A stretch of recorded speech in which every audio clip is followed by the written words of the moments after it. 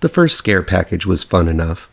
It was a gory romp making fun of tropes of the horror industry, especially from what many call the best era of the genre, the 90s video store rental age. It had some imaginative takes, some strong humor, and gobs of gore. Shudder recently released a sequel to Scare Package entitled RAD Chad's Revenge. It's another anthology. It's gory. But is this sequel any good?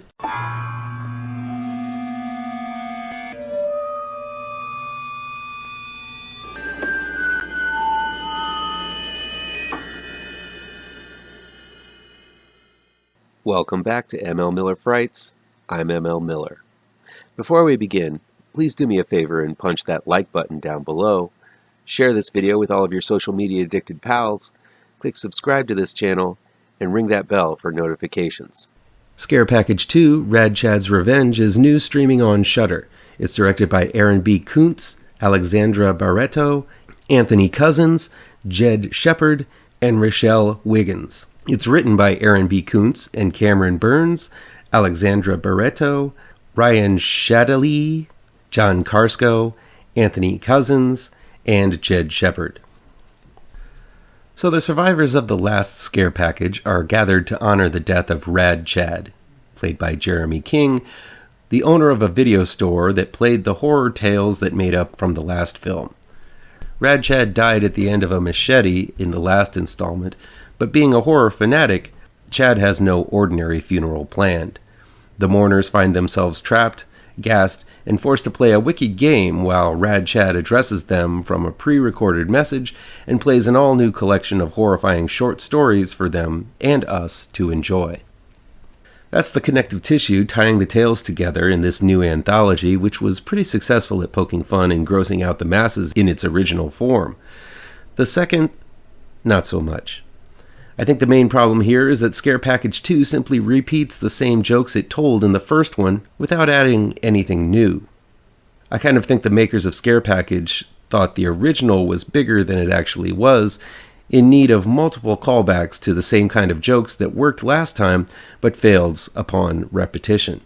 For example, the guy who got melted into a talking pile of goo is back and immediately gets turned into another giant pile of talking goo again. It's basically the same joke, only this time it occurs quicker, with less build-up, and the shock of seeing a talking pile of goo is gone because it's been done before. Too many times, Scare Package 2 refers to itself as if we are all supposed to remember these somewhat obscure callbacks to itself.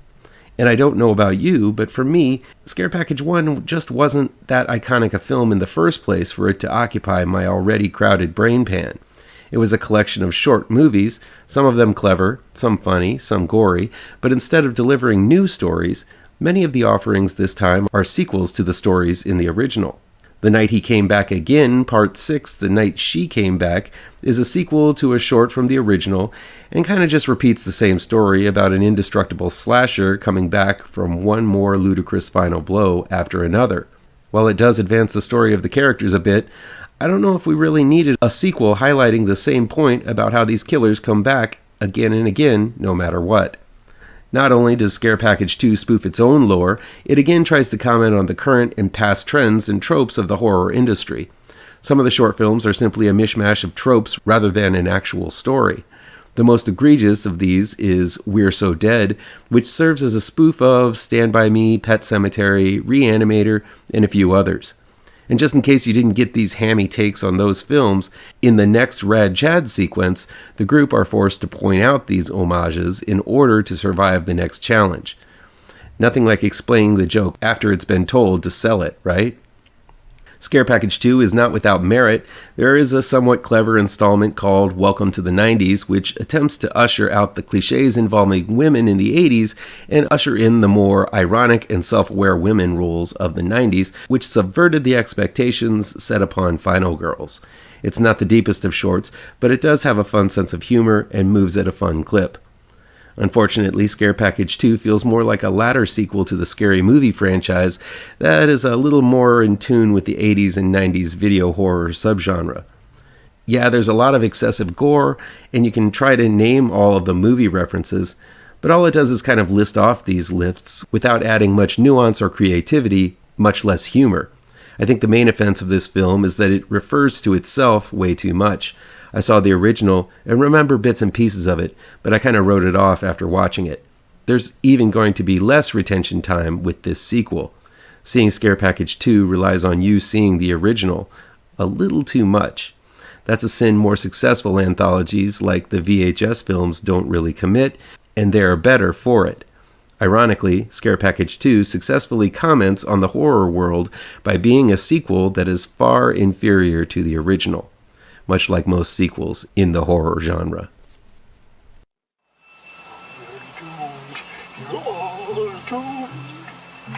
You're doomed to live the life you're meant to be,